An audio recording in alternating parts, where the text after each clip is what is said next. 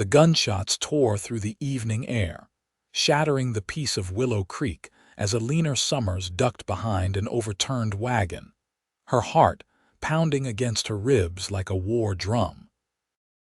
The year was 1878, and the small frontier town she'd called home for the past 3 years was under siege yet again by the Blackwell Gang. Dirt sprayed across her face as another bullet splintered the wood inches from her head. Her father's general store, the only one for 50 miles, had made them targets since the day they'd refused to pay protection money to the outlaws who terrorized the region. "Eleanor, get down." Sheriff Davis called from his position behind the water trough, his voice nearly drowned by the cacophony of gunfire. She pressed herself harder against the wagon, the rough wood snagging at her dress. Her fingers clutched the small pistol her father had insisted she learn to use after her mother died. The cool metal against her palm offered little comfort as the gang's laughter echoed down the dusty Main Street. "Come on out, Summers," Victor Blackwell's gravelly voice carried over the commotion. "We just want to have a little chat about your pa's stubbornness." Eleanor's jaw clenched.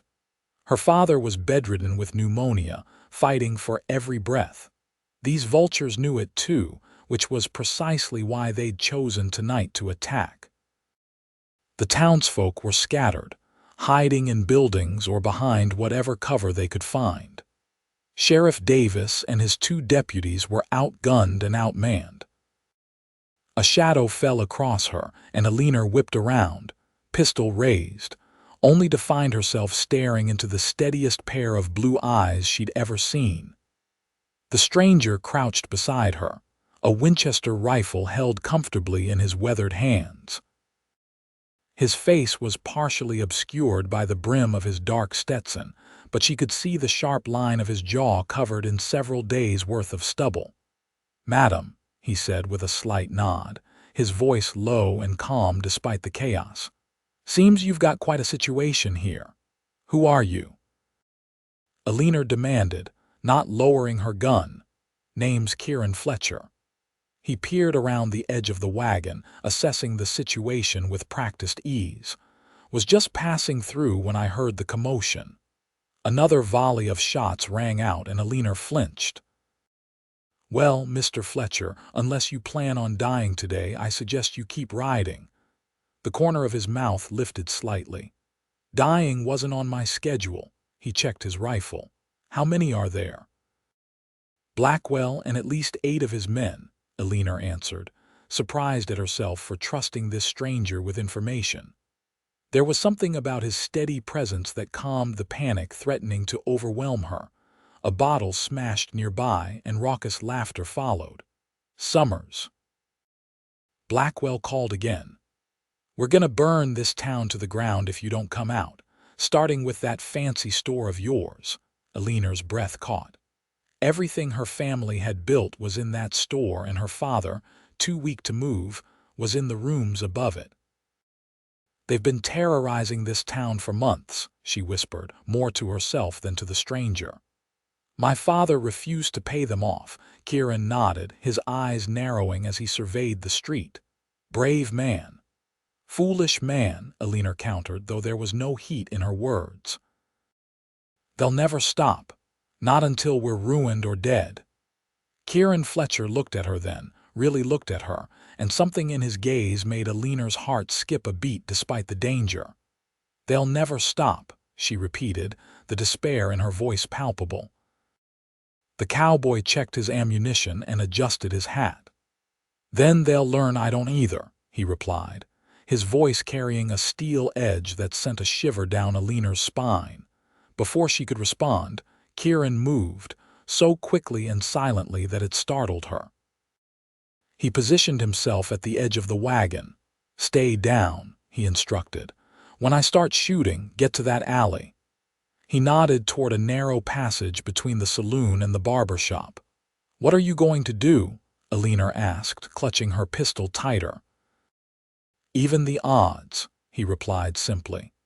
Then Kieran Fletcher stepped out from behind the wagon, his rifle raised, and fired 3 rapid shots. 2 of Blackwell's men fell immediately. The gang scattered for cover, their surprise giving Eleanor the opening she needed. She darted across the street, bullets kicking up dust at her heels as she dove into the alley. From her new position, she could see Kieran moving with precision, finding cover behind a water barrel as he continued to fire. Sheriff Davis, seeing the unexpected help, rallied his deputies, and suddenly the Blackwell Gang found themselves under attack from multiple positions. Eleanor wasn't one to sit idle. She peered around the corner of the building and spotted one of Blackwell's men trying to flank Kieran. Taking a deep breath, she steadied her pistol and fired. The outlaw yelped as her bullet grazed his arm, causing him to drop his gun. Kieran turned at the sound, his eyes finding hers across the street. He tipped his hat in acknowledgement before returning to the fight. The gunfight lasted less than 10 minutes, though to Eleanor it felt like hours. When the smoke cleared, 3 of Blackwell's men lay dead in the street, and 2 more were wounded. The rest, including Blackwell himself, had retreated, galloping out of town with threats that they'd be back. Eleanor emerged from the alley as the townspeople began to venture out, checking on one another. Sheriff Davis was organizing a group to pursue Blackwell, but everyone knew they wouldn't catch him. The gang knew the hills too well. Kieran Fletcher stood in the middle of the street, calmly reloading his rifle. There was a cut on his cheekbone where a bullet had come too close, and his coat was torn at the shoulder, but he appeared otherwise unharmed. Eleanor approached him, suddenly very aware of the dust covering her dress and the wild state of her hair. "Mr. Fletcher," she said, extending her hand, "I believe I owe you my thanks." He took her hand briefly, his touch warm against her skin. "No thanks needed, Miss Summers." Eleanor Summers. She tucked a strand of hair behind her ear. "That was quite impressive shooting." "You weren't so bad yourself," he replied, and there was a hint of admiration in his voice that made her stand a little straighter. Sheriff Davis approached them, his weathered face grim despite their temporary victory. "Obliged for the help, stranger. Don't believe I've seen you in these parts before." "Just passing through," Kieran responded. "Heading to Montana Territory." The sheriff nodded. "Well, you picked a hell of a time to visit Willow Creek. Those men will be back and they'll be looking for you now, too." Kieran's expression didn't change. "I reckon they might." Eleanor felt a surge of guilt. This man had risked his life for a town he had no connection to, and now he was caught up in their troubles. "Mr. Fletcher, the sheriff's right. You should move on. Blackwell doesn't forgive and he doesn't forget." Kieran looked at her for a long moment, those blue eyes seeming to see right through her. "Neither do I, Miss Summers." He glanced around at the damaged storefronts and the shaken townspeople. "Seems to me this town could use an extra gun for a spell." Sheriff Davis cleared his throat. "We can't pay much." "Not asking for payment," Kieran cut in. "Just a place to stable my horse and maybe a hot meal now and then." Eleanor found herself speaking before she'd fully formed the thought. "You can stay in the rooms behind our store. My father and I live above it, but there's space in the back where our previous clerk used to stay." Both men turned to look at her, and Eleanor felt her cheeks warm. It wasn't proper to invite a strange man to stay so close, but propriety seemed less important than survival at the moment. "That's mighty generous, Miss Summers," Kieran said, studying her face. "Your father might have something to say about that." "My father is ill," Eleanor replied, lifting her chin. "And I make the decisions for our business now. Besides, you saved our store today, possibly our lives." "It's the least I can do." Sheriff Davis looked between them, then shrugged. "Well, that's settled then.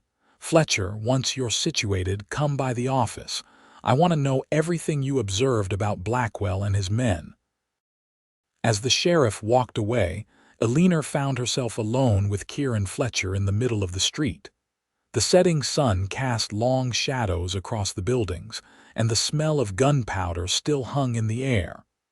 "I should check on my father," Eleanor said, suddenly feeling awkward. "The noise." "He'll be worried." Kieran nodded. "Lead the way, Miss Summers. I'll fetch my horse and follow." As they walked toward the general store, Eleanor couldn't help but wonder what kind of man this stranger was. He handled a rifle with the ease of someone who'd been in many fights, yet there was a gentleness to his manner that didn't match the image of a typical gunslinger. And those eyes, they held too much depth for a simple drifter. "Mr. Fletcher," she said as they reached the store, "I hope you don't take offense to this question, but are you running from something? Or someone?" Kieran paused, his hand on the hitching post. For a moment, Eleanor thought he wouldn't answer. "Aren't we all in one way or another?" He finally said, his voice quiet. "But if you're asking if I'm wanted by the law, the answer is no. Not anymore, at least." The implication hung between them, but strangely, Eleanor wasn't frightened by it. Everyone in the West had a past. What mattered was the present, and in the present, Kieran Fletcher had chosen to stand and fight for strangers. "Well," she said, meeting his gaze steadily, "welcome to Willow Creek, Mr. Fletcher. I hope you don't come to regret your decision to stay." The shadow of a smile crossed his face. "I rarely regret my decisions, Miss Summers." He looked up at the bullet-riddled sign above the store. "But something tells me life in Willow Creek won't be dull." Eleanor couldn't help but return his smile, despite the destruction around them. "No, Mr. Fletcher." With Victor Blackwell swearing vengeance and a mysterious gunman taking up residence in my store, I suspect dull is the last thing life in Willow Creek will be. As Eleanor led Kieran through the general store toward the living quarters, the scent of pine soap and medicine grew stronger. The store itself was meticulously organized despite the broken window from today's gunfight, shelves lined with everything from canned peaches to bolts of fabric, tools hanging on the walls, and barrels of flour and sugar stacked neatly in corners.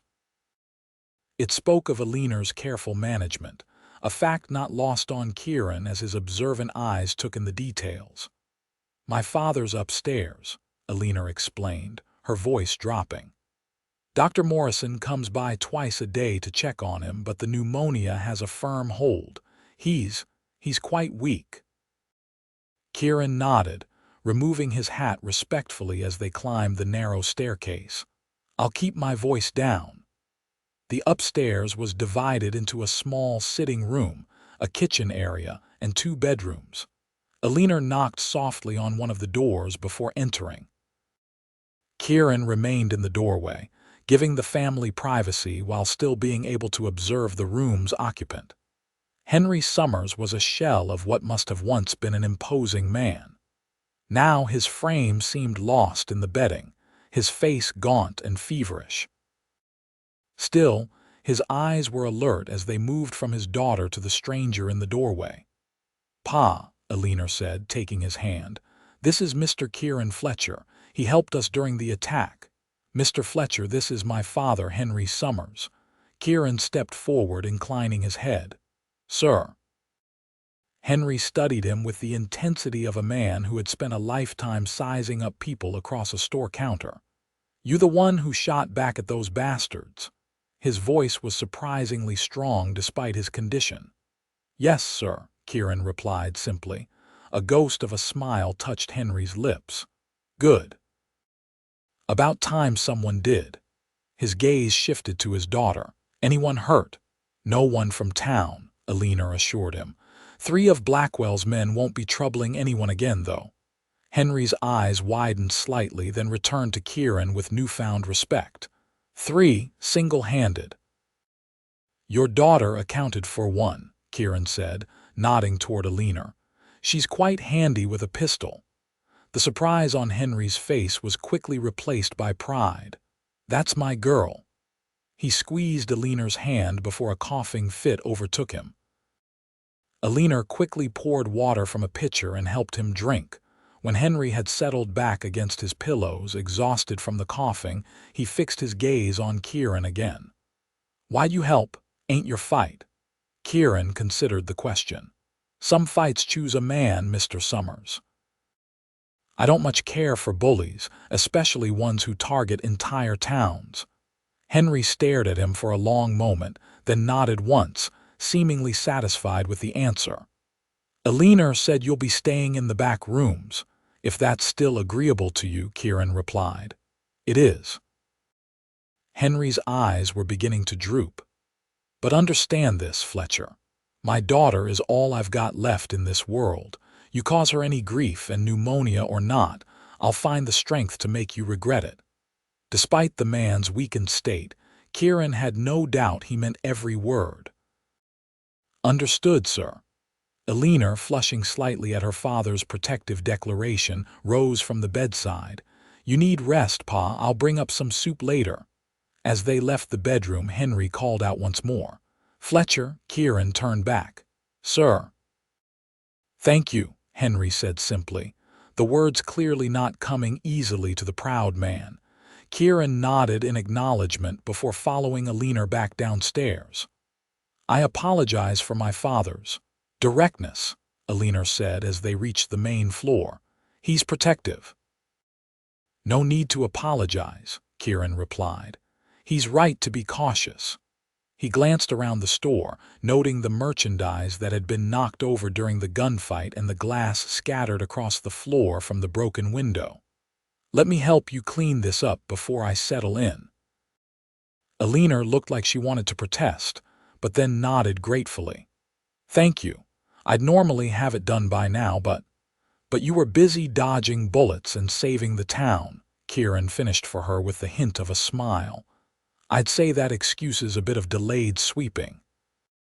For the next hour they worked side by side, sweeping up glass, righting shelves, and salvaging what merchandise they could. Kieran boarded up the broken window with planks from the storeroom, his movements efficient and practiced. Eleanor found herself studying him when he wasn't looking, the lean strength in his arms as he hammered, the way his eyes constantly scanned their surroundings, the small scar at the corner of his right eyebrow that spoke of past violence. "You've done this before," she observed as he finished with the window. "Boarding up after an attack," Kieran set the hammer down. "More times than I care to count." "Were you a lawman?" Eleanor asked, tidying a display of canned goods. "For a time," he admitted. "Deputy Marshal in Arizona Territory." Eleanor waited, sensing there was more to the story, but Kieran offered nothing else. Instead, he picked up a broom and began sweeping again, his movements methodical. "The back rooms are through here," Eleanor said finally, leading him to a door behind the counter. "It's not much, but it's clean." The rooms consisted of a small bedchamber with a narrow cot, a chest of drawers, and a table with a single chair. A second, even smaller room held a washtub and a few hooks for clothing. Simple, but as Eleanor had promised, clean and well-maintained. "This will do fine," Kieran said, setting his saddlebags on the bed. "I've slept in far worse places." Eleanor hesitated in the doorway. "Mr. Fletcher, why did you really stop here? And don't tell me it was just because of the gunfight.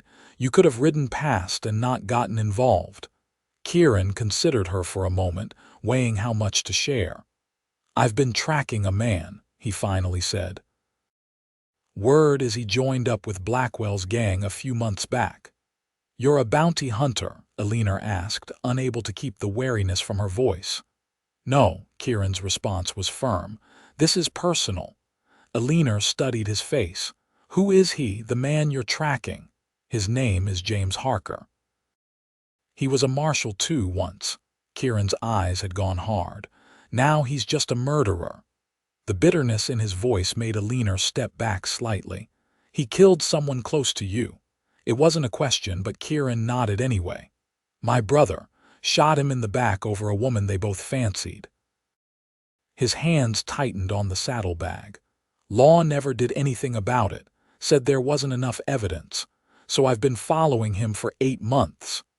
Eleanor absorbed this information, understanding now the determination she'd seen in him during the gunfight. I'm sorry about your brother. Kieran set the saddlebags down and turned to face her fully. I'm not here to bring trouble to your door, Miss Summers. If anything, it seems trouble was already here waiting. But I won't lie to you, when Blackwell returns, I'll be looking for Harker. And after you find him. Eleanor asked quietly. What then? The silence stretched between them, answer enough. I see, Eleanor said finally. Well, Mr. Fletcher, I won't pretend to judge your intentions. God knows the law out here is tenuous at best. But I would ask that whatever reckoning you're seeking doesn't endanger the people of this town any more than they already are. Kieran held her gaze. I give you my word, Miss Summers. My quarrel is with one man only. Eleanor nodded, accepting his promise. Dinner will be ready in about an hour. You're welcome to join us upstairs, or I can bring something down to you if you prefer. I'd be honored to join you, Kieran replied, his tone softening. Thank you for your hospitality. As Eleanor turned to leave, Kieran called out to her. Miss Summers? She paused, looking back. Yes. Your father's right to be proud of you. Not many would stand their ground the way you did today. A faint blush colored Eleanor's cheeks. When you have something worth protecting, Mr. Fletcher, you find courage you didn't know you had. With that, she left him to settle in, her mind whirling with thoughts of this enigmatic stranger who had ridden into their lives amid a storm of bullets. A man seeking vengeance, yet who had risked his life to protect strangers. Eleanor couldn't help but wonder if Kieran Fletcher might be exactly what Willow Creek needed, or if his presence would only bring more bloodshed to their doorstep. Either way, as she climbed the stairs to check on her father again, Eleanor knew that life in their small town had irrevocably changed with the arrival of the blue-eyed gunman. The next morning dawned with a stillness that belied the violence of the previous day. Eleanor rose early, as was her habit, to prepare breakfast before opening the store. She moved quietly around the small kitchen, mindful of her father's need for rest, though she doubted Kieran Fletcher was still sleeping. Men like him, she suspected, slept lightly and woke at the first hint of dawn. Sure enough, when she descended to the store with a tray of biscuits and coffee, she found him already up, sitting at the small table in his room cleaning his revolver with practiced precision. The door stood ajar, and he looked up at her approach. Morning, Miss Summers, he greeted, setting aside the pistol and standing. You're up early. The store opens at 7, she explained, setting the tray down. I thought you might want breakfast before then. Much appreciated. He gestured to the chair opposite him. Would you join me? Eleanor hesitated only briefly before sitting. It wasn't entirely proper to take breakfast alone with a man she barely knew, but propriety seemed a flexible concept in their current circumstances. Kieran poured coffee for them both, his movements economical. Your father doing any better this morning? About the same, Eleanor replied, accepting the cup. Dr. Morrison says the fever needs to break before we'll see real improvement. Kieran nodded, his expression sympathetic. Pneumonia's a hard fight. They ate in companionable silence for a few moments before Eleanor spoke again. Sheriff Davis will likely call a town meeting today. After yesterday's attack, people will be frightened, looking for reassurance. And will they get it? Kieran asked, his blue eyes studying her over the rim of his cup. Eleanor sighed. Sheriff Davis is a good man, but he's out of his depth with Blackwell. The town council refuses to hire more deputies, claiming we can't afford it. Her fingers tightened around her cup. Meanwhile, we all live in fear of the next raid. How long has this been going on? About 6 months now. Eleanor broke a biscuit in half, though she made no move to eat it. At first, it was just intimidation threats, the occasional broken window. But when businesses started refusing to pay their protection fees, things escalated. Last month, they burned down the livery stable.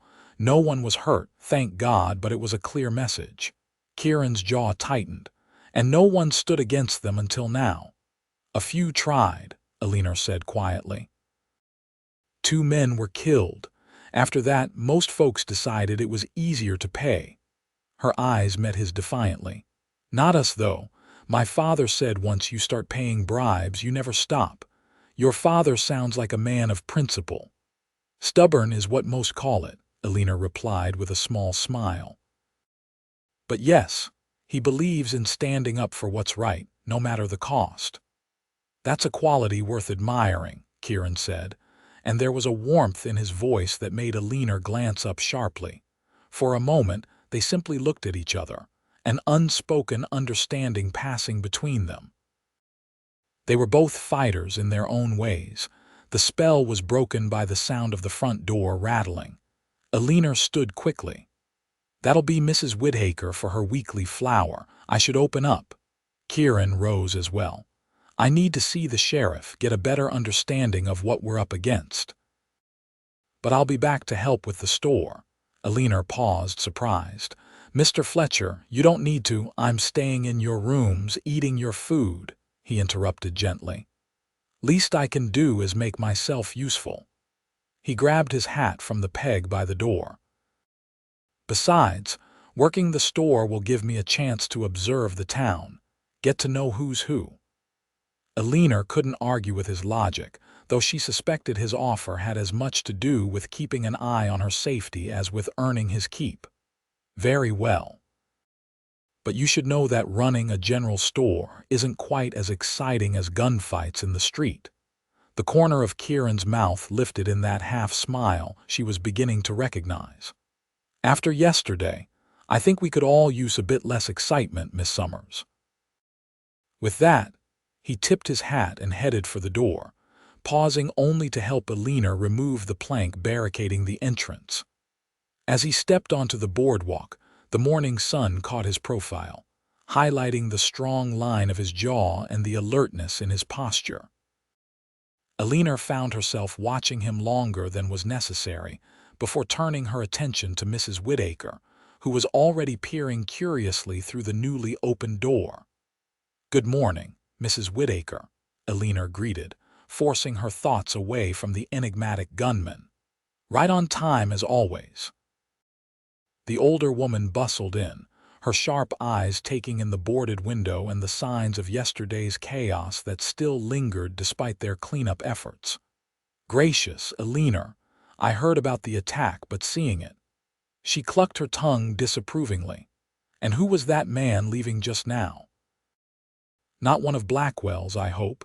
Eleanor moved behind the counter, reaching for the large flour sack she'd already set aside for Mrs. Whittaker's weekly purchase.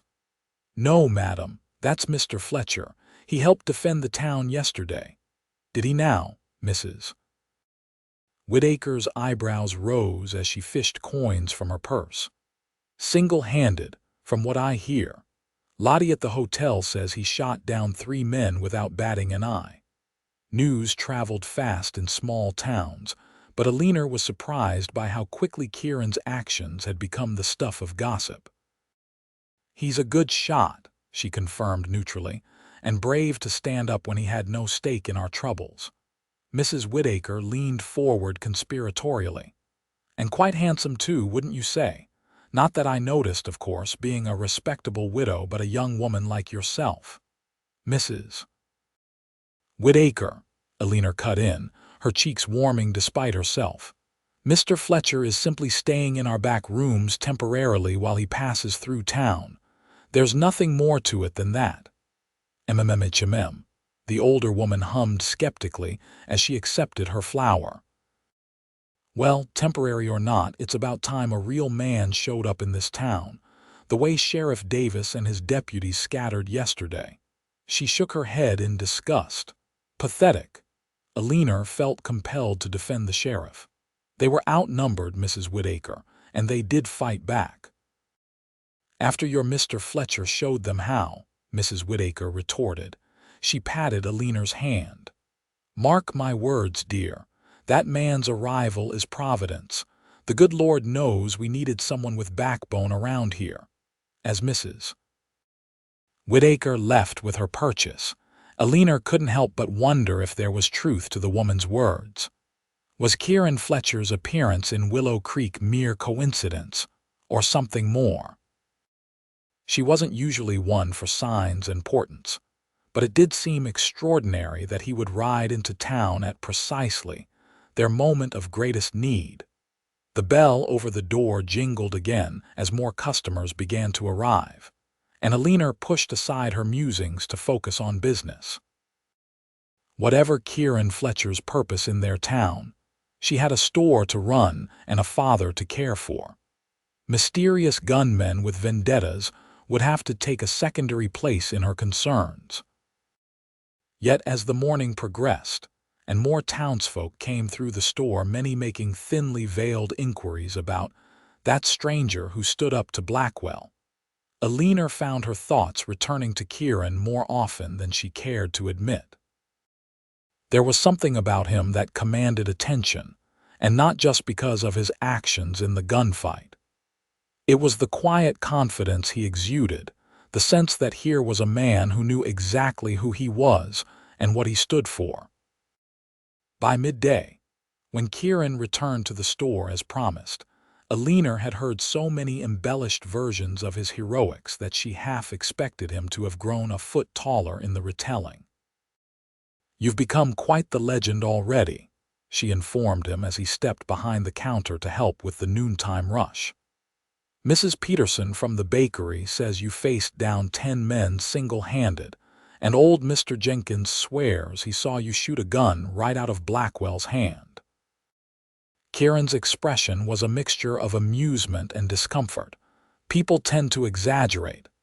Indeed they do, Eleanor agreed, handing him a ledger. Would you mind noting down Mr. Thompson's purchase while I fetch those nails from the back? If Kieran was surprised by how quickly she put him to work, he didn't show it. He simply took the ledger and turned to the customer with a polite nod.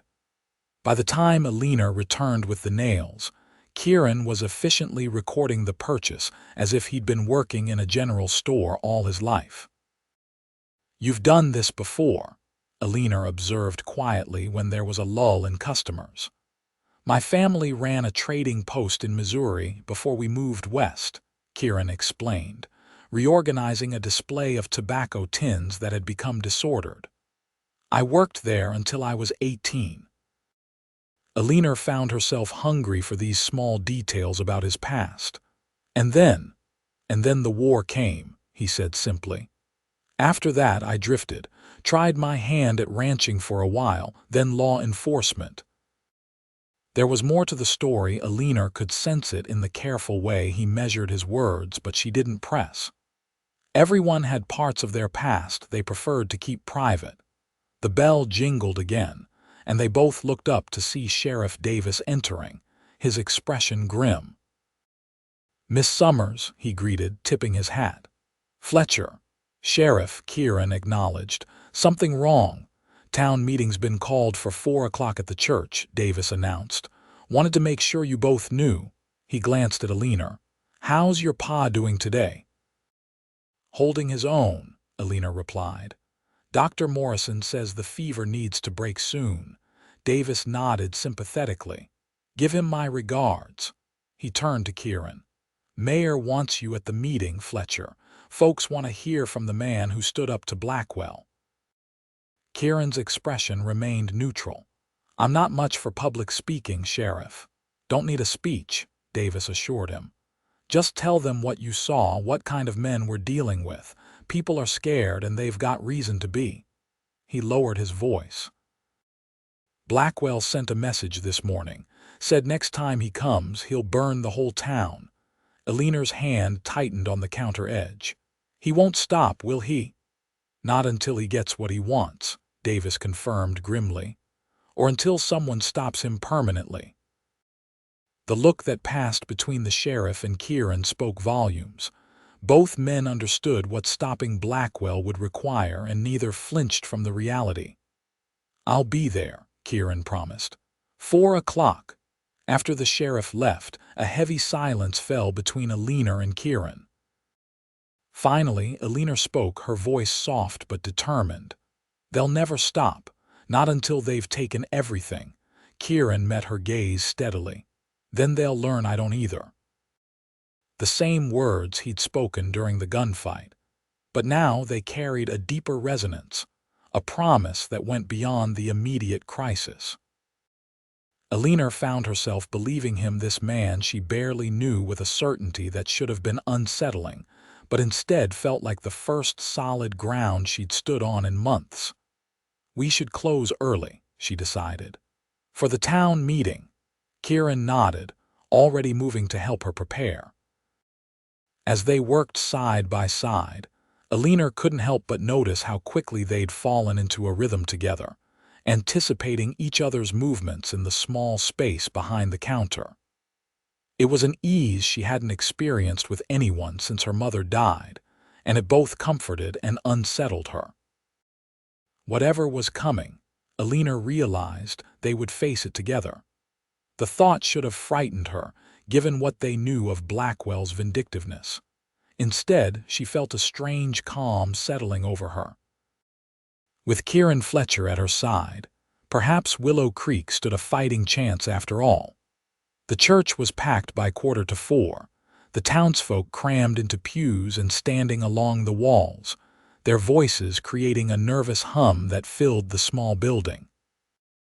Eleanor and Kieran slipped in just as Mayor Wilson was taking his position at the pulpit, his round face shiny with sweat despite the mild temperature. "That's James Harker," Kieran whispered suddenly, nodding toward a man standing at the back of the church with several others Eleanor recognized as townspeople who had paid Blackwell's protection fees. Eleanor followed his gaze to a tall, lean man with a scar running from his right eye to his jaw. He was watching the proceedings with ill-disguised contempt, occasionally exchanging whispers with his companions. "Are you certain?" Eleanor asked quietly as they found seats near the middle of the church. Kieran's expression had hardened. "I'd know him anywhere." Before Eleanor could respond, Mayor Wilson called the meeting to order, his voice wavering slightly as he addressed the packed church. "Friends and neighbors," he began, mopping his brow with a handkerchief, "we've gathered today to discuss the grave situation facing our town. Yesterday's attack was the most brazen yet, and I know many of you are frightened. Sheriff Davis has received a communication from Victor Blackwell that suggests further violence may be forthcoming." A murmur ran through the crowd, and Eleanor noticed several people glancing nervously toward Harker and his companions. "Before we discuss our options," the mayor continued, "I'd like to invite Mr. Kieran Fletcher to say a few words. As many of you know, Mr. Fletcher was instrumental in repelling yesterday's attack, despite being a stranger to our community." All eyes turned to Kieran, who seemed uncomfortable with the attention but rose nonetheless, his movements deliberate. Eleanor watched as he made his way to the front of the church, his posture straight, his eyes constantly scanning the room and lingering momentarily on Harker. "I don't have much to say," Kieran began, his deep voice carrying easily through the church without him having to raise it. "I've seen men like Blackwell before. They prey on fear. They thrive when good people do nothing." He paused, his gaze moving across the faces in the crowd. "Yesterday, I saw a town worth fighting for. I saw people who stood their ground when it counted, but I also saw division. Some of you have been paying Blackwell, thinking it would keep you safe." Several people shifted uncomfortably in their seats, avoiding their neighbors' eyes. "I'm not here to judge anyone's choices," Kieran continued, "but I will tell you this. Men like Blackwell never stop taking. The payments will get higher. The demands will increase. And eventually he'll own this town in all but name. What do you suggest we do? Called out Mr. Peterson, the baker. Fight back and get killed. Some of us have families to think about, Kieran nodded, acknowledging the man's concern. I understand that. But consider this. What kind of future are you securing for those families if you let men like Blackwell dictate how you live? If you teach your children that the only response to tyranny is submission? A silence fell over the church as his words sank in. I'm not asking anyone to pick up a gun who isn't comfortable doing so, Kieran clarified. But this town needs to stand united. No more paying protection money. No more looking the other way when your neighbors are targeted. Together, you outnumber Blackwell's gang significantly. Easy for you to say, called a voice from the back Harker, his face twisted in a sneer. You ride into town, play hero for a day, then what? You'll move on, leaving these folks to face Blackwell's revenge. Kieran's eyes locked with Harker's, and the tension between them was palpable. I'm not going anywhere, he stated, each word deliberate. Not until this is finished. Eleanor felt a chill at the double meaning in his words, one that Harker clearly understood as well, for his hand drifted closer to his gun. Sheriff Davis stepped forward quickly, sensing the brewing confrontation. Thank you, Mr. Fletcher. Now, Mayor Wilson has a proposal for how we might proceed. Kieran returned to his seat beside Eleanor, his face impassive but his body tense. Under the cover of the mayor's resumed speech, Eleanor whispered, "He knows why you're here." "Yes," Kieran confirmed quietly, "and now he's wondering if Blackwell is worth dying for." The mayor's proposal, it turned out, was to hire additional deputies temporarily and establish a night watch rotation among the townsmen. It was a reasonable plan, but Eleanor could see the skepticism on Kieran's face. Such measures might help defend against another raid, but they wouldn't solve the underlying problem of Blackwell's stranglehold on the region. The meeting continued with heated debate. Some, like Mr. Peterson and the hotel owner, argued for negotiating with Blackwell, perhaps offering a reduced payment in exchange for peace. Others, emboldened by yesterday's successful defense, supported a more aggressive stance. Throughout it all, Eleanor was acutely aware of Harker watching them from the back of the church, his eyes cold and calculating. When the meeting finally adjourned with no clear consensus beyond implementing the night watches, Eleanor wasn't surprised to see Harker slip out immediately, likely to report back to Blackwell. "He'll tell them everything," Eleanor said as she and Kieran walked back to the store in the fading light. "About the meeting, about you staying." "I'm counting on it," Kieran replied, his hand resting casually near his holster. "Let Blackwell know I'm here. Let him worry about what that means." Eleanor studied his profile in the golden evening light. "You're using yourself as bait," she realized, "trying to draw them into making a mistake."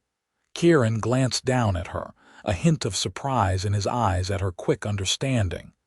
"It's the most efficient way to end this. Blackwell won't be able to resist coming after the man who killed 3 of his gang and humiliated him. When he does, we'll be ready." "We?" Eleanor questioned, raising an eyebrow. "The town," Kieran clarified, though there was a hesitation that made Eleanor wonder if he'd meant something more personal. "If everyone stands together as we discussed in the meeting, Blackwell's advantage diminishes considerably." They had reached the store and Eleanor paused before unlocking the door. "And what about your personal vendetta? Where does that fit into all this?" Kieran's expression became guarded. "Harker is part of Blackwell's gang. When they come, he'll come. The two matters will resolve themselves simultaneously." "Neat and tidy," Eleanor commented, not bothering to hide her skepticism. "Except that people might die in the crossfire of your personal revenge." Anger flashed in Kieran's eyes. "This isn't about revenge, Miss Summers. It's about justice." My brother was a good man who never harmed anyone. Harker shot him in the back over a woman who didn't want either of them, then fled before he could face trial. His voice had dropped to a dangerous quiet. The law failed. I won't. They stood facing each other in the gathering dusk, the air between them charged with emotion. Eleanor wanted to argue further, to point out the dangers of his approach, but she could see in his eyes that this was a wound too deep for reason to touch. "I need to check on my father," she said finally, turning to unlock the door. "And you should get some rest if you're taking the first watch tonight." Kieran nodded, the tension in his shoulders easing slightly at her apparent acceptance. "I'll be up for a while yet." "Tell your father I said good evening." As Eleanor climbed the stairs to the apartment above, her mind whirled with conflicting thoughts. Part of her admired Kieran's determination to see justice done, to protect a town that wasn't his from men who preyed on the weak.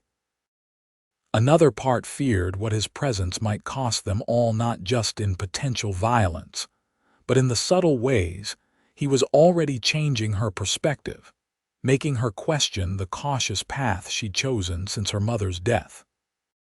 She had spent 3 years being sensible, practical Eleanor Summers, the dutiful daughter who kept the store running and cared for her father. Now, with Kieran Fletcher's arrival, she felt awakening in her the spirited girl she'd once been, the one who'd ridden bareback and climbed trees and dreamed of adventures beyond Willow Creek's dusty streets. It was unsettling. It was exhilarating. And it was absolutely the last thing she needed, with Victor Blackwell threatening to burn their town to the ground. Yet as Eleanor prepared a simple supper for her father, she couldn't deny the strange lightness in her chest whenever she thought of Kieran, his steady hands as he helped in the store, the rare smile that transformed his serious face, the way he had stood unflinching in the face of danger. "Foolishness," she muttered to herself as she arranged the meal on a tray. "Complete foolishness to be thinking such things at a time like this." But as she carried the tray to her father's room, Eleanor couldn't quite convince her heart to listen to her head. The next few days settled into an uneasy rhythm. Kieran helped Eleanor in the store during the day, quickly learning the inventory and winning over customers with his quiet competence. At night, he took his turn on watch with the other men of the town, patrolling the streets for any sign of Blackwell's return. Henry Summers' condition improved slightly enough that he could sit up and take meals at the small table in their apartment rather than in bed. During these times, Eleanor noticed how carefully he observed Kieran, his shrewd eyes missing nothing about the younger man's behavior. "He's more than he seems," Henry commented on the 4th evening after Kieran had excused himself to begin his watch. "That's no ordinary drifter." Eleanor busied herself clearing the dishes. He was a deputy marshal in Arizona. Was he now? Henry's eyebrows rose. Gave that up to wander, unusual choice for a lawman. Eleanor hesitated, unsure how much of Kieran's story was hers to share. "He had his reasons, Pa." Henry studied his daughter's face. "You've grown fond of him." It wasn't a question, and Eleanor felt heat rise to her cheeks. "I respect what he's doing for the town," she replied carefully. "We all do. MMM." Henry's noncommittal sound spoke volumes. "Just be careful, Ellie. Men with pasts like his don't often settle in one place for long." Eleanor wanted to protest that she harbored no such expectations, but the words stuck in her throat. The truth was, in just a few days, Kieran had become a fixture in their lives that she was finding increasingly difficult to imagine without. "Blackwell's men were spotted near Carson's Ridge yesterday," she said instead, changing the subject. "Sheriff Davis thinks they're scouting the town, looking for weaknesses." Henry's expression darkened. "They'll come soon, then. Blackwell won't let the humiliation stand for long." He reached for his daughter's hand. "Promise me you'll keep your head down when they do. No heroics like last time. I promised to be careful, Eleanor hedged, knowing she couldn't vow to stay hidden if Kieran needed her. Her father seemed to understand the distinction, his mouth tightening with worry. That Fletcher better be as good as everyone says, he muttered. Because Blackwell won't make the same mistakes twice. Eleanor squeezed his hand reassuringly, though her own heart was heavy with the same concern. Get some rest, Pa. You're still healing. After settling her father for the night, Eleanor found herself drawn to the store's front window, peering out at the darkened street where she knew Kieran and several other men were keeping watch. The night was quiet, the moon casting long shadows across the empty thoroughfare. A movement caught her eye, a figure passing beneath the lamp outside the saloon. Kieran, his rifle cradled in his arms, alert even in the apparent peace of the night. Eleanor watched as he paused to exchange words with another watchman before continuing his patrol, his movements fluid and purposeful. She was about to turn away when something else caught her attention, a flicker of movement in the alley across from the saloon. For a moment, she thought she glimpsed the outline of a man, but when she looked harder, there was nothing there. Unease prickled along her spine. Was her mind playing tricks, seeing dangers where none existed? Or had someone actually been watching Kieran from the shadows? Eleanor debated whether to call out a warning, but what would she say? That she might have seen something, or perhaps nothing at all. She would sound like a nervous woman jumping at shadows, exactly the kind of person she'd always disdained. Instead, she remained at the window a while longer, watching until Kieran completed his circuit of the main street and disappeared around the corner toward the livery stable. Nothing further disturbed the night, and eventually, Eleanor convinced herself that her eyes had been deceived by moonlight and worry. Still, as she prepared for bed, she found herself checking that her father's shotgun was loaded and within easy reach. Better to be thought paranoid than to be caught unprepared. Morning came without incident, the town waking to another day of tense waiting. Eleanor opened the store as usual, greeting early customers with a smile that belied her fatigue from a night of restless sleep. Kieran arrived shortly after completing his watch, showing no signs of tiredness despite having been awake all night. "Anything?" Eleanor asked quietly as he joined her behind the counter. "Nothing," Kieran replied, pouring himself a cup of coffee from the pot she kept brewing for regular customers. "Too quiet if you ask me." Eleanor nodded, understanding his concern. "They're planning something." "Yes." Kieran's gaze moved to the street outside, watchful even in this moment of apparent calm. Blackwell's not the type to slink away defeated. He'll want to make a statement when he returns. The bell over the door jangled, and they both looked up to see Dr. Morrison entering, his medical bag in hand. "Morning, Eleanor," he greeted, nodding to Kieran. "I'm here to check on your father." "Of course, doctor. He's upstairs." Eleanor turned to Kieran. "Can you mind the store for a few minutes?" "Go ahead," Kieran assured her. "I've got things handled here." Eleanor led Dr. Morrison upstairs, her heart lightening when the physician pronounced her father significantly improved. "The fever's broken, and his lungs are clearing nicely," Morrison confirmed, packing away his stethoscope. "Keep him resting for another week, but I believe the worst is behind us." Relief washed over Eleanor. With everything else happening in town, her father's illness had been a constant underlying worry. "Thank you, doctor," she said fervently, "for everything." "Just doing my job," Morrison replied with a kind smile. "Your father's a fighter, always has been." As they descended the stairs, Eleanor heard voices from the store, Kieran's deep tones interspersed with a woman's higher pitch. Entering the main room, she found Mrs.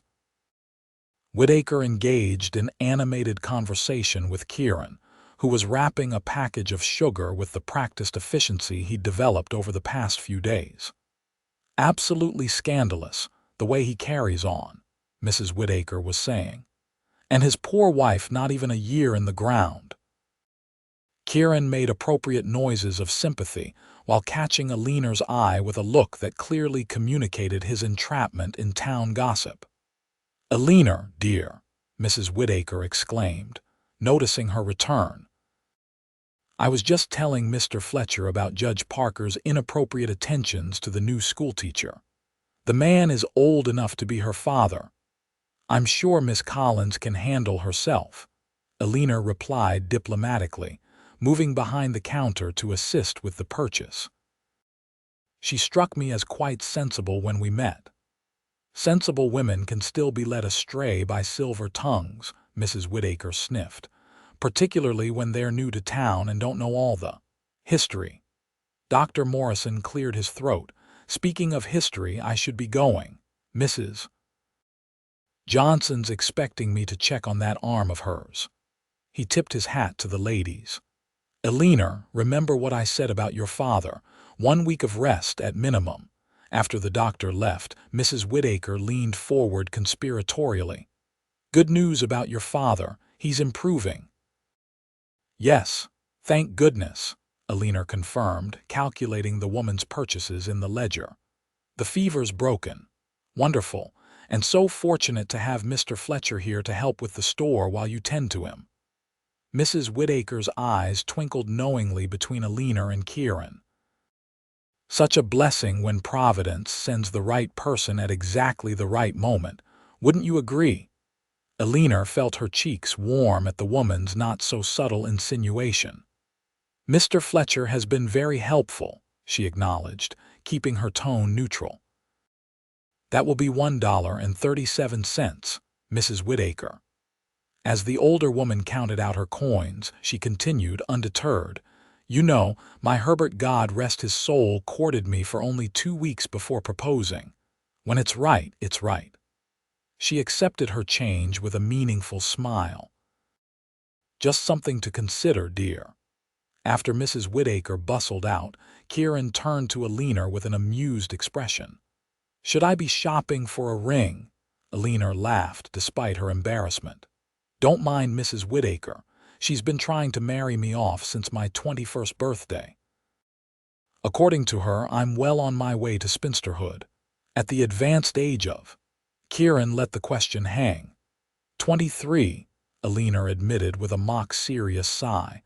"Practically ancient by frontier standards." Kieran's eyes crinkled at the corners, and Eleanor realized it was the first time she'd seen him genuinely smile, not just the slight upward tilt of his mouth, but a full smile that transformed his face. It made him look younger, less burdened by whatever ghosts he carried. "Well, if it's any consolation," he said, "you don't look a day over 22. Eleanor laughed again, surprising herself with how light she felt despite all the worries pressing down on them. There was something about Kieran that made her feel safe. Not in the sense that no harm could come to her, she was too practical for such fantasies, but in the sense that whatever came, she wouldn't face it alone. The moment was interrupted by the store door bursting open, revealing a breathless young boy, Tommy Wilson, the mayor's son. "Miss Summers." He gasped. "Mr. Fletcher, Sheriff Davis says to come quick. Riders spotted heading this way, lots of them." The smile vanished from Kieran's face, replaced by the alert, focused expression Eleanor had first seen during the gunfight. "How many?" he asked sharply. 15, maybe 20. Tommy replied, his eyes wide with excitement and fear. "Pa says they're flying Blackwell's flag." Kieran was already moving, checking his revolver before grabbing his rifle from behind the counter. "Where's the sheriff gathering men?" "The saloon," Tommy answered. "He says to hurry." Eleanor felt a cold dread settling in her stomach. This was it, the confrontation they'd all been dreading. And from the sound of it, Blackwell had brought significantly more men than before. "Eleanor," Kieran said, his voice low and urgent as he turned to her. "Lock up the store." Get your father and as many valuables as you can carry and go to the church. That's where the women and children are gathering." Eleanor shook her head firmly. "I'm not hiding in the church while our town is attacked. I can shoot, you've seen that." Kieran's jaw tightened. "This isn't going to be like last time. Blackwell's coming in force, looking for blood. It's going to get ugly." "All the more reason why every gun will count," Eleanor countered, already moving to retrieve her own pistol from beneath the counter. "Besides, someone needs to defend the people at the church if Blackwell's men break through." For a moment, it seemed Kieran would argue further, but something in her expression must have convinced him of her resolve.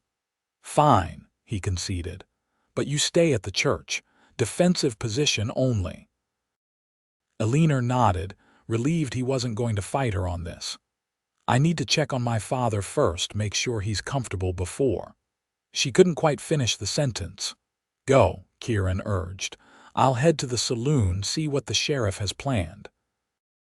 He hesitated, then added softly, "Be careful, Eleanor."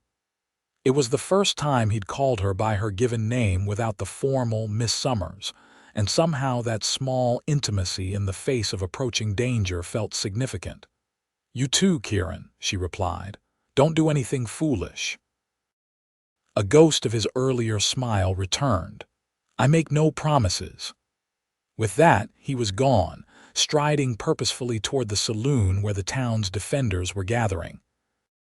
Eleanor wasted no time in closing the store, her movements efficient as she secured the cash box and checked that her pistol was fully loaded. Then she hurried upstairs to her father, her mind already racing through what they would need to bring to the church. The clock was ticking. Blackwell was coming, and this time, she feared, blood would flow freely through the streets of Willow Creek before the day was done. Henry Summers took the news of the impending attack with grim resolve, insisting on getting dressed despite Dr. Morrison's orders for bed rest. "I'll not cower in my nightshirt while our town is under siege," he declared, reaching for his trousers. "Pa, you're still recovering," Eleanor protested, though she knew the stubborn set of his jaw well enough to recognize a lost cause.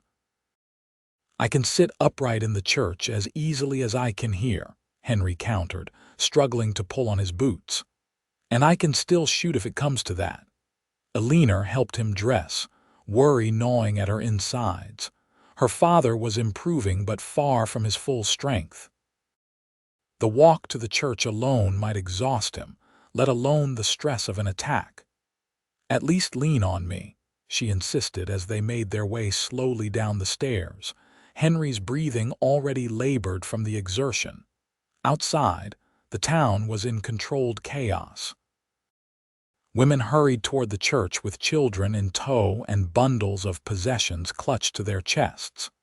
Men with grim faces carried rifles and shotguns as they took up positions along Main Street. From the direction of the livery came the sound of horses and shouted orders. Sheriff Davis organizing mounted defenders, Eleanor guessed. "Miss Summers," Tommy Wilson called, running up to them. "Ma says to hurry. They've spotted dust from the riders less than 2 miles out." Eleanor nodded, tightening her grip on her father's arm.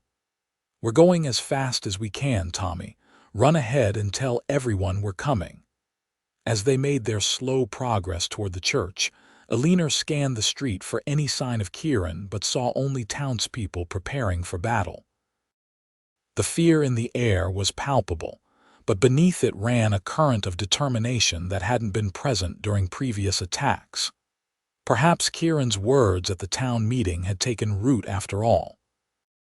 They had just reached the steps of the church when the first shots rang out from the north end of town. Eleanor's head snapped up, her heart racing as the sound of galloping hooves and men's shouts filled the air. "Get inside," she urged her father, helping him up the steps where Reverend Collins waited to assist. "Eleanor," Henry grasped her arm tightly, his eyes fierce despite his weakened state. "You promised to be careful." "I will, Pa," she assured him, pressing a quick kiss to his weathered cheek. "Now go with Reverend Collins. I need to help." Before her father could protest further, Eleanor turned and hurried toward the side of the church, where several townsmen had established a defensive position overlooking the main approach to the building. Mrs. Peterson was there too, a shotgun clutched in her capable hands. "They came in from the north," Mrs. Peterson reported grimly as Eleanor joined them. "Sheriff and his men were waiting, but there's so many." The fighting seemed concentrated at the far end of town, but even from this distance, Eleanor could see it wasn't going well for the defenders. Blackwell's men had split into smaller groups, some engaging the sheriff's forces while others began moving systematically through the town, setting fire to buildings as they went. "They're burning everything," Eleanor breathed, horror washing over her as flames began to lick up the side of the hotel. "Told you they would," Mrs. Peterson replied, her knuckles white around the shotgun. "Blackwell always makes good on his threats." Eleanor's thoughts flew to their store, to her father's lifework going up in flames, but she forced the image away. Buildings could be rebuilt. Lives could not. The sound of gunfire grew closer, and Eleanor realized with a sinking heart that the town's defenders were being pushed back. Through the smoke and confusion, she caught glimpses of men taking cover, firing, retreating, their coordinated defense rapidly deteriorating into individual fights for survival. And then she saw him, Kieran, moving with deadly purpose through the chaos, his rifle finding targets with unerring accuracy. He was working his way toward a group of Blackwell's men who had taken position behind an overturned wagon, pinning down several townspeople in the barber shop. Even from a distance, there was something mesmerizing about the way he moved, economical, precise, without wasted motion or hesitation. This was a man who had faced violence before and learned its harsh lessons well. Eleanor's attention was torn away by movement closer to the church, 3 riders breaking off from the main group and heading directly toward them. "They're coming," she called to the other defenders. "Get ready." She took position behind a rain barrel, her pistol steady in her hands as she sighted down the barrel at the approaching men. Beside her, Mrs. Peterson cocked her shotgun, her usually kind face hardened into a mask of determination. "Remember," the older woman said calmly, "aim for the chest." Bigger target. Eleanor nodded, focusing on controlling her breathing as her father had taught her. The riders were close enough now that she could make out their features, rough men with bandanas pulled up over their faces, guns already drawn. "Now." Someone shouted and Eleanor squeezed the trigger. Her shot went wide, but the volley from the other defenders found marks. One rider tumbled from his horse with a cry, while another jerked sideways, wounded but still mounted. The third returned fire, bullets splintering the wood of the church behind them. Eleanor ducked down, heart pounding, then rose again to fire a second, more carefully aimed shot.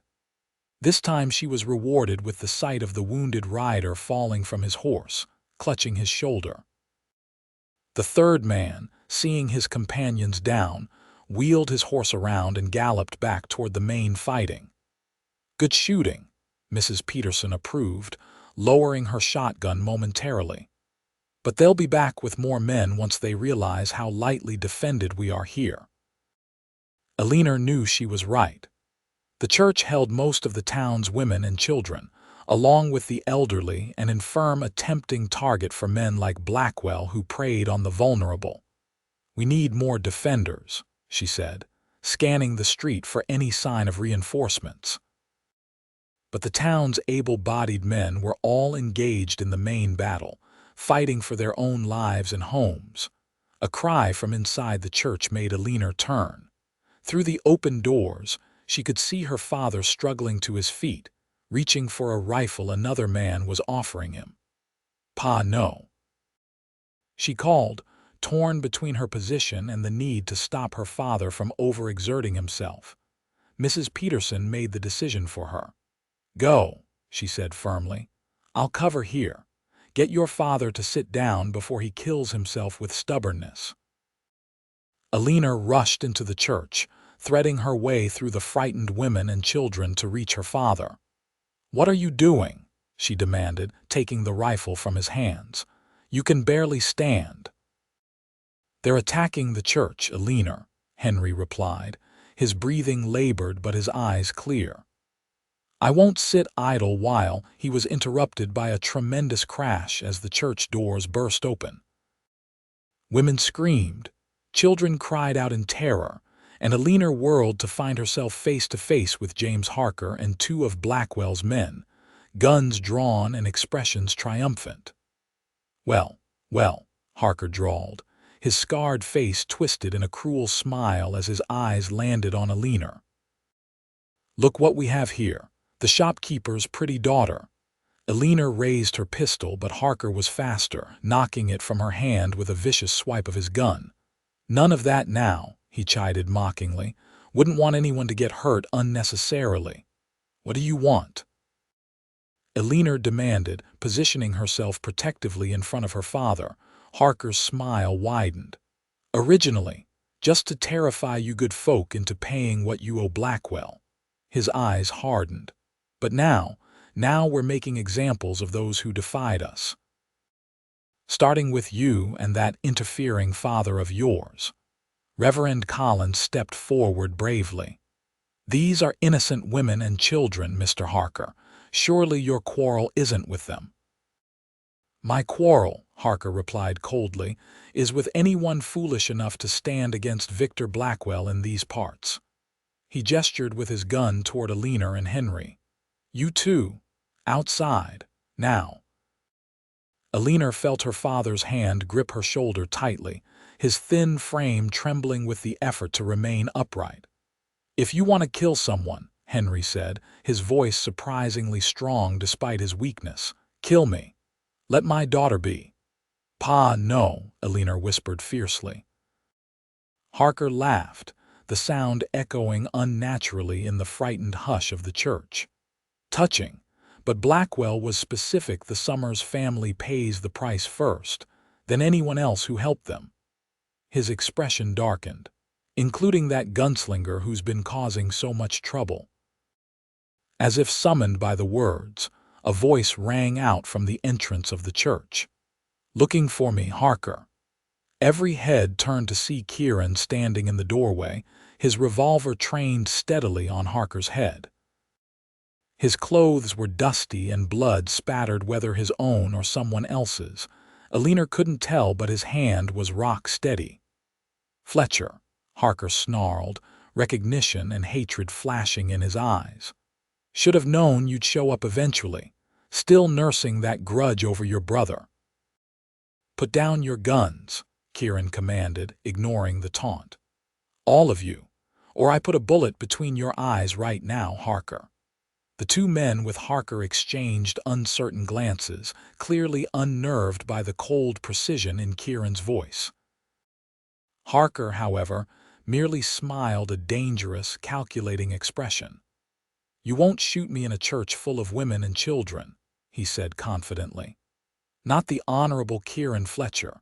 That marshal's badge might be gone, but the man who wore it is still too damn noble." "You're right about one thing," Kieran agreed, his eyes never leaving Harker's face. "I won't start a gunfight in this church." His voice hardened.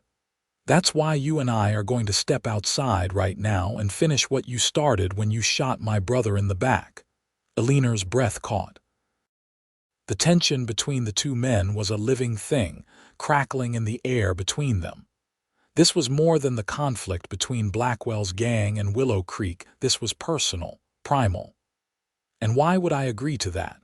Harker asked, gesturing toward Eleanor and Henry with his gun. "When I have such convenient hostages right here."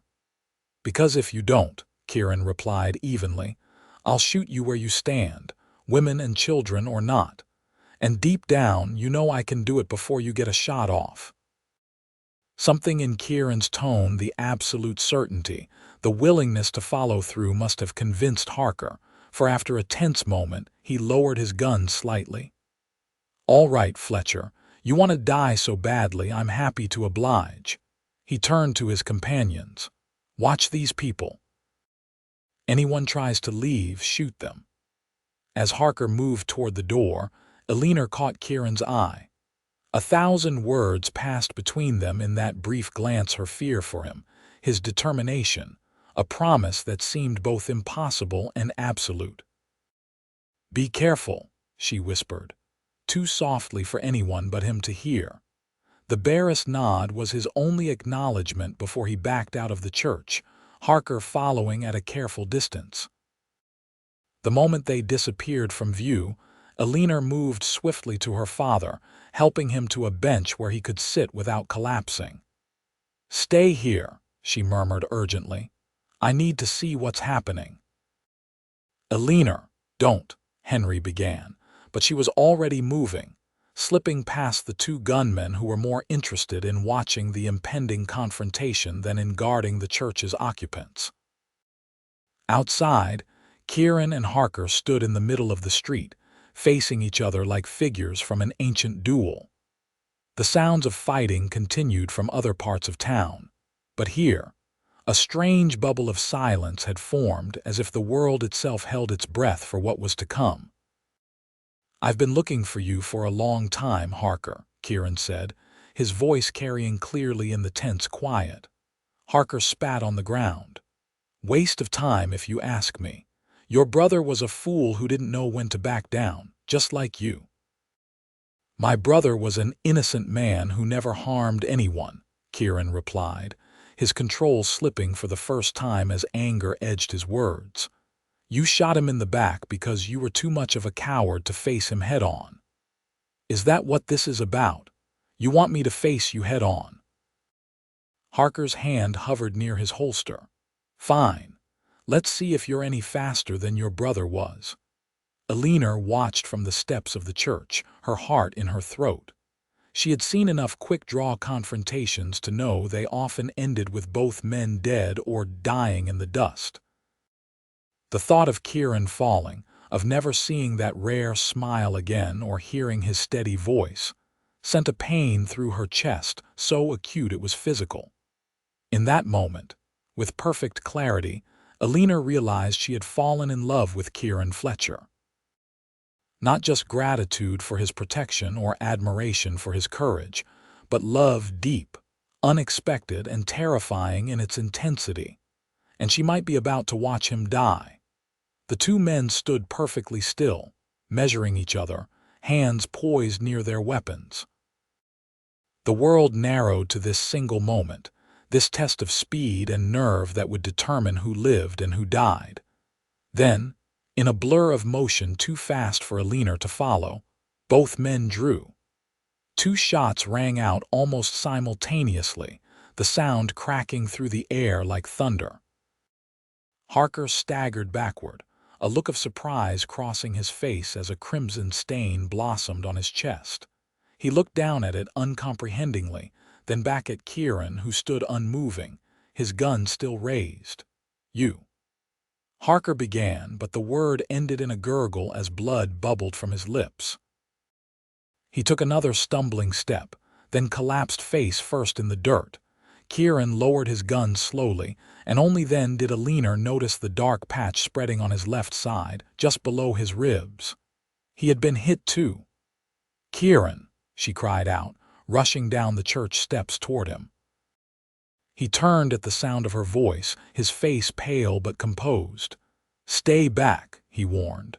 "It's not over yet." As if to emphasize his point, more gunshots sounded from the north end of town, followed by shouting and the thunder of hooves. Kieran staggered slightly, pressing his hand against his wounded side, but remained upright. "Get back to the church," he ordered, his voice strained but firm. "Now, Eleanor." Before she could respond, a group of riders rounded the corner, galloping hard toward them. Eleanor's heart sank as she recognized Victor Blackwell at their head, his face contorted with rage as he took in the scene: Harker dead in the street, Kieran wounded but standing, Eleanor exposed and vulnerable. "There they are," Blackwell shouted, raising his rifle. "Kill them both." Kieran moved with surprising speed for a wounded man, pushing Eleanor behind him as he fired at the oncoming riders. His first shot caught Blackwell's horse, sending it crashing to the ground with a scream of pain. The outlaw leader tumbled from the saddle, rolling in the dust as his men thundered past, firing wildly. Bullets whined through the air around them as Kieran continued to shoot, each shot finding its mark despite his injury. Two more of Blackwell's men fell from their horses before the rest scattered for cover. "The church," Kieran gasped, pushing Eleanor toward the steps even as he reloaded his revolver with blood-stained hands. "Go." This time Eleanor obeyed, running back toward the sanctuary with Kieran stumbling after her. They had almost reached the steps when Blackwell's voice rang out behind them. "Fletcher." They turned to see the outlaw leader on his feet, a rifle aimed directly at them. There was no time to react, no time to take cover. The shot cracked through the air, and Kieran jerked backward with the impact, a second wound blossoming red on his shoulder. Yet somehow, impossibly, he remained standing, raising his own gun with grim determination. His shot caught Blackwell square in the chest, the impact lifting the outlaw off his feet before he crashed to the ground, unmoving. For a heartbeat, the world seemed to pause. Then Kieran's knees buckled, and he would have fallen if Eleanor hadn't caught him, struggling under his weight as she helped him up the church steps. "Inside," he managed, his voice barely more than a whisper. "Not safe out here." Together they staggered through the doors, where a collective gasp rose from the assembled townsfolk at the sight of Kieran's blood-soaked shirt. Mrs. Peterson immediately took charge, clearing a space on one of the pews and calling for clean cloths and water. "Blackwell's men?" Henry asked from where he sat, his face ashen with worry as Eleanor helped ease Kieran onto the pew. "Scattered," Kieran replied through gritted teeth as Mrs. Peterson began cutting away his shirt to expose the wounds. "Blackwell's dead. So is Harker." A murmur ran through the church at this news, relief mixed with disbelief.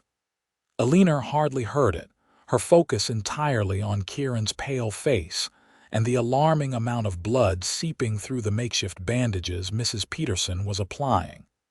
"We need the doctor," Eleanor said urgently. "He took 2 bullets. Doctor's at the saloon tending the wounded there," someone replied, "and it's still not safe to move through town." Kieran's hand found Eleanor's, his grip surprisingly strong despite his weakened state. "I've had worse," he assured her, though the tightness around his eyes belied his words. "Just need to stop the bleeding." Eleanor nodded, forcing herself to remain calm as she helped Mrs. Peterson clean and bandage the wounds as best they could. The bullet to his side had passed through cleanly, but the one in his shoulder remained embedded, a fact that concerned Eleanor deeply. "What about the men Harker left to guard us?" she asked suddenly, realizing she hadn't seen them since running out to witness the confrontation. "Reverend Collins and I persuaded them it was in their best interest to depart," her father answered with grim satisfaction. Amazing how convincing a shotgun can be, even in the hands of a sick old man. Outside, the sounds of gunfire were becoming more sporadic, suggesting the battle was winding down. Whether that meant victory for the town or for Blackwell's remaining men, Eleanor couldn't tell. "Someone needs to see what's happening," Kieran said, attempting to sit up only to be firmly pushed back by Mrs. Peterson. "You're not going anywhere, young man," the baker's wife declared. "You've lost enough blood to fill a bucket already." As if in answer to their uncertainty, the church doors opened to reveal Sheriff Davis, his arm in a crude sling but his expression triumphant. "It's over," he announced to the room at large. "What's left of Blackwell's gang is either dead, captured, or running for the hills." A cheer went up from the assembled townspeople, the relief palpable as tension drained from the room. Eleanor felt tears spring to her eyes, tears of exhaustion, of release, of gratitude that the nightmare was finally ending. "Blackwell?" the sheriff asked, his gaze finding Kieran on the pew. "Dead," Kieran confirmed. "So is Harker." Davis nodded, unsurprised. "Good."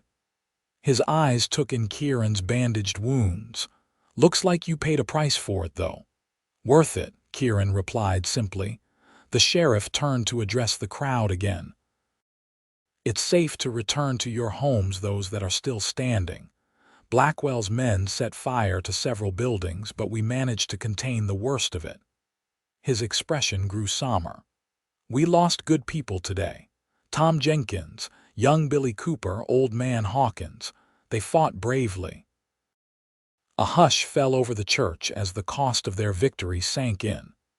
These were not anonymous casualties, but neighbors, friends, family members. Their absence would leave holes in the fabric of the community that would never truly heal. "But," Davis continued, his voice strengthening, "we stood together. We defended what's ours, and Willow Creek will rebuild stronger than before." As the townspeople began to disperse, returning to their homes or to help with the wounded and the firefighting efforts, Eleanor remained by Kieran's side, her hand still clasped in his. "We need to get you to the doctor," she said softly. Kieran nodded, too exhausted to argue. With help from Sheriff Davis and another man, they managed to lift him carefully and begin the slow journey toward the saloon, which had been converted into a makeshift infirmary. As they emerged into the late afternoon sunlight, Eleanor could see the extent of the damage to their town. Several buildings along Main Street were charred ruins, smoke still rising from their blackened frames. Bodies lay covered with blankets, waiting for proper burial. People moved through the destruction with dazed expressions, as if unable to fully comprehend what had happened. Yet amid the devastation, Eleanor saw something else: two neighbors helping neighbors, strangers working side by side to salvage what could be saved, comfort the injured, honor the dead. Willow Creek had been broken today, but not destroyed, not beaten. Eleanor's eyes sought out their general store as they passed, relief washing through her when she saw it still standing. There was damage, broken windows, bullet holes in the facade, but the structure remained intact, a small mercy in a day of so much loss. "Your store made it," Kieran observed weakly, following her gaze. "Yes," Eleanor replied, squeezing his hand gently. "And so will you."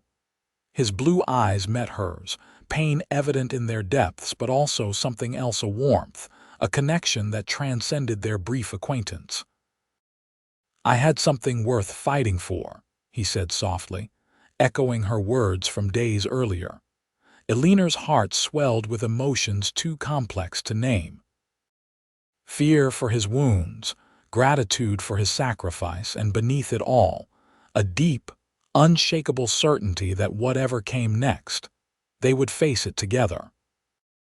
As they entered the saloon-turned-hospital, Eleanor sent up a silent prayer, not just for Kieran's recovery, but for the strength to rebuild, to heal, to move forward from this day of blood and fire into whatever future awaited them. A future that, she hoped with all her heart, would include the wounded man whose hand she held as if it were her lifeline in a storm-tossed sea. The following days passed in a blur of activity as Willow Creek began the slow process of rebuilding. Dr. Morrison had successfully removed the bullet from Kieran's shoulder and pronounced that, with proper rest and care, he should make a full recovery. Henry Summers continued to improve as well, his stubborn constitution winning the battle against pneumonia at last. Eleanor divided her time between nursing her 2 patients, helping with town recovery efforts, and reopening the store for limited hours to provide necessities to those who had lost everything in the fires.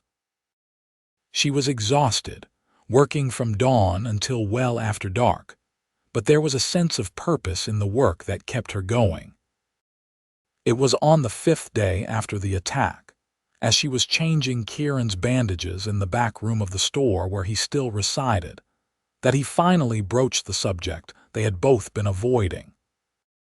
"I'll be able to travel soon," he said, watching her hands as they worked with gentle efficiency to clean his healing wounds. Eleanor's fingers faltered briefly before resuming their task. "Dr. Morrison said at least another 2 weeks of rest before you should even think about riding." 2 weeks, then," Kieran agreed, his eyes never leaving her face. "I need to return to Arizona, report what happened with Harker." Eleanor secured the fresh bandage, her expression carefully neutral. "Of course, you've completed what you came to do." Kieran's hand caught hers as she withdrew. "Eleanor, look at me." Reluctantly, she raised her eyes to his. The connection that hummed between them was almost tangible, a current of unspoken feelings that had grown stronger with each passing day. "I didn't expect this," Kieran said quietly. "When I rode into Willow Creek, I was focused on one thing, only finding Harker and bringing him to justice. I didn't plan to get involved in your town's troubles, and I certainly didn't plan on," he paused, seeming to search for the right words. "On what?"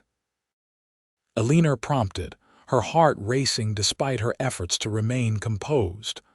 "On finding someone I can't bear the thought of leaving behind," he finished simply. Eleanor's breath caught. "Kieran, let me finish," he requested gently. "I need to return to Arizona to give my official statement about Harker. There are legal matters that need to be resolved, but once that's done—" His eyes held hers steadily. "I'd like to come back, if you'll have me." Hope blossomed in Eleanor's chest, fragile and cautious. "And then what?" "And then," Kieran said, a smile warming his features, "I thought perhaps Willow Creek could use another deputy. Sheriff Davis mentioned he's looking to expand the force after everything that happened." "A deputy," Eleanor repeated, testing the word and finding she liked the sound of it. It meant permanence, roots, commitment. "I think the town would be fortunate to have you in that capacity." "And what about you, Eleanor?" Kieran's voice had softened, his thumb tracing circles on the back of her hand. "Would you be pleased if I returned?"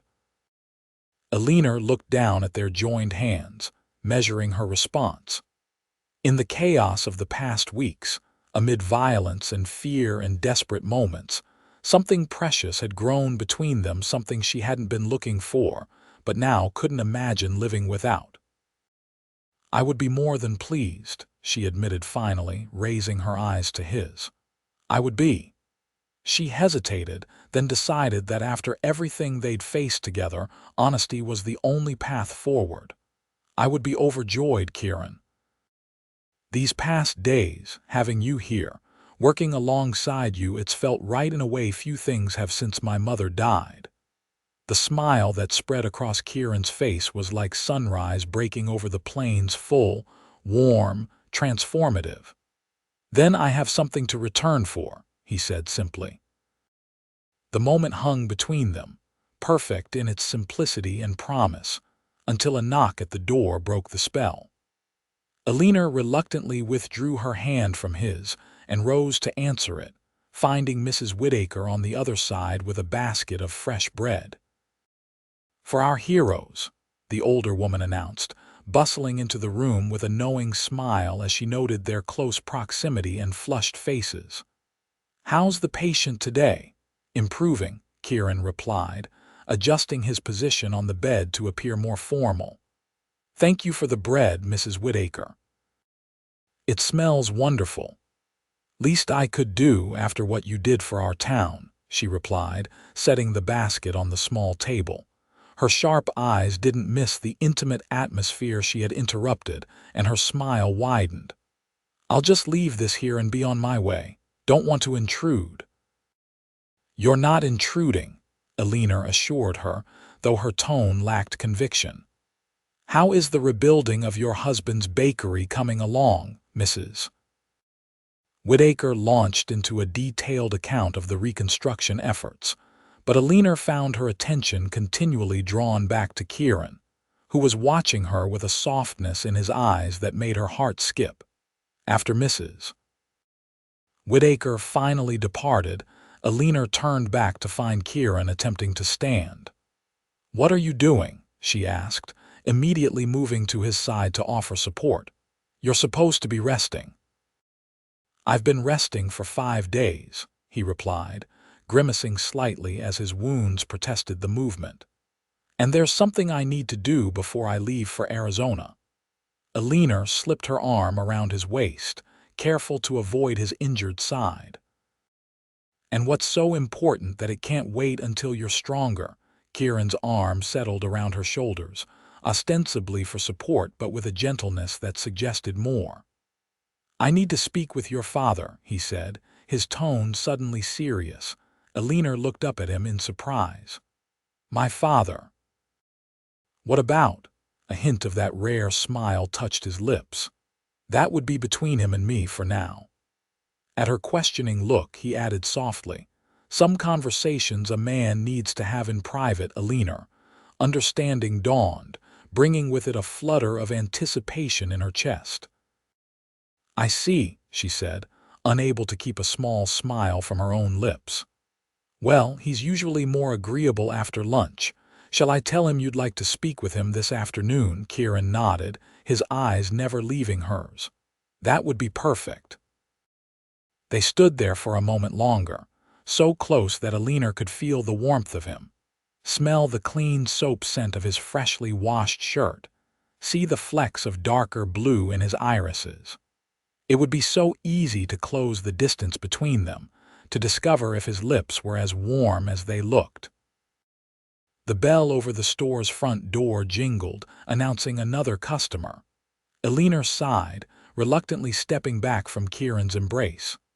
"Duty calls," she said with a rueful smile. "Go," he encouraged. "I should rest a bit more before speaking with your father anyway." His hand caught hers once more, squeezing gently. "But Eleanor—" "Yes. When I return from Arizona, we'll have that conversation too, the one I think we're both thinking about right now." The warmth in his eyes left no doubt about his meaning. Eleanor felt her cheeks flush, but she met his gaze steadily. "I'll hold you to that promise, Kieran Fletcher."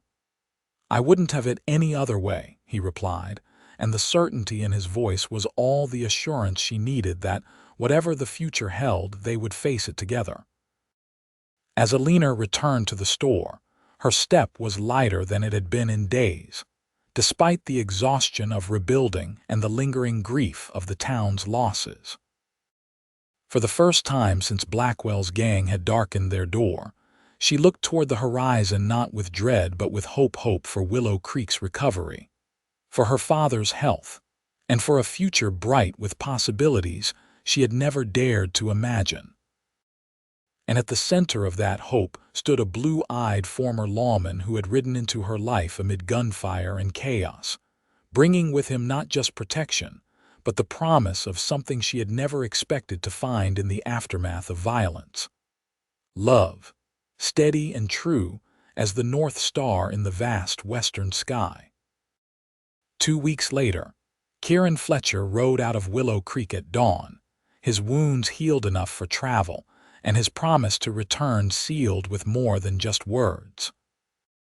Eleanor stood on the porch of the general store, watching until his figure disappeared over the distant ridge, the memory of their parting still warm on her lips. "He'll be back," Henry Summers said confidently, joining his daughter on the porch. He was fully recovered now, his strength returning a little more each day. Men like Fletcher keep their word. Eleanor nodded, her hand unconsciously rising to touch the simple silver band that now encircled her finger, Kieran's mother's ring. given to her not as an engagement token but as a pledge of his return and the future they would build together. "I know he will, Pa," she replied, her voice certain despite the ache of temporary separation. "He has something to come back for." Henry squeezed her shoulder affectionately. "That he does, Ellie, that he does." As they turned to go back inside the store, Eleanor cast one last glance toward the horizon where Kieran had disappeared. "They'll never stop," she whispered to herself, remembering her words from that first night, not about Blackwell's men now, but about the challenges life would inevitably bring their way. And she could almost hear Kieran's steady response, carried on the morning breeze. "Then they'll learn I don't either." With a smile, Eleanor Fletcher, as she would soon be known, stepped back into the store, ready to face whatever the day might bring, secure in the knowledge that some promises were made to be kept. Some bonds forged in fire were unbreakable, and some love stories, even those born in the violence of the Wild West, were destined for a happy ending.